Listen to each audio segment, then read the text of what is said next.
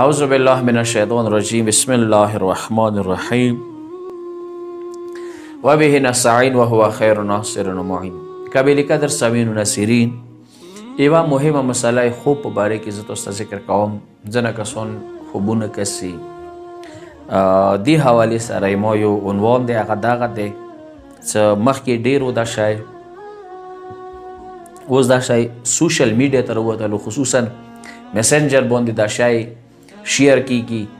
چې پلنکی سړی و، هغه رسول الله روضې کې و، احمد نومېدلو، هغه رسول الله خوب کې ولیدلو، بیا داسې ورته ویله، دا ورته ویله، دا به کېږي، داسې به کېږي. او دا شی تاسې په کار دی دوره مخکې به داسې اوسه ویله، دا پټوسټیټ کوئ، هر سړی 10 پټوسټیټ وکوئ، بیا تقسیم کوئ.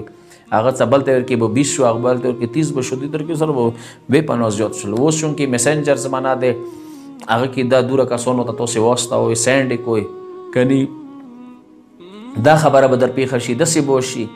دا شیونه ډېر کېږي. او دې باندې مو علما مجتهدینو بیانات راغلي دي چې اول دا چې الرؤیا عندنا لیس بحجه، خوب شیاو په نږدې حجت نه دی چې هغه سره ته یو شی ثابت کړي.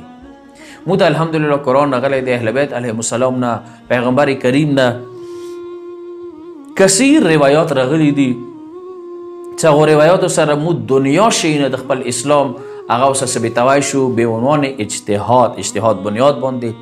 بینک مسایلې دي، کرنٹ اکاؤنٹ مسله دی، سیوینګ اکاؤنٹ مسله دی، پرایویټ بینک دی، سرکاري بینک دی، څومره نوي شیونه جدید راځي، هغه ټوله دغو حدیثو کې به عنوان اصول هغه بیان شوي دی. مو مجتهدین هغه نه استخراج کوي، هغه نه فروعات ورباسي، هغه نه شیخونه ورباسي. دې حوالې سره موږ څه کنفیوز نه یو. لذا خوب زره سره ته یوه شی نشي ثابتولی چې یو سړي خوب ولیدلو، امام زمان د ورته کوه چې وضو دا شی نه دا شی کوئ. بل سړي خوب ولیدلو چې ما رسول الله ولیدلو، بل ویله چې ما علی علیه السلام ولیدلو، بل ویله مو پلنکی خلیفه ولیدلو. دې نه خو بیا د خوب بازار ګرم شي. لذا مجتهدین دې حوالې سره هېڅ خوب یمو په نږدې حجت نه دی. او بل داسې شیونه چې کوم کېږي نه هېڅ نه در پېښېږي، که دغه نیت سره شیر کوئ ګناه ده کوئ، دغه نیت سره که سینډ کوئ دا ګناه ده کوئ.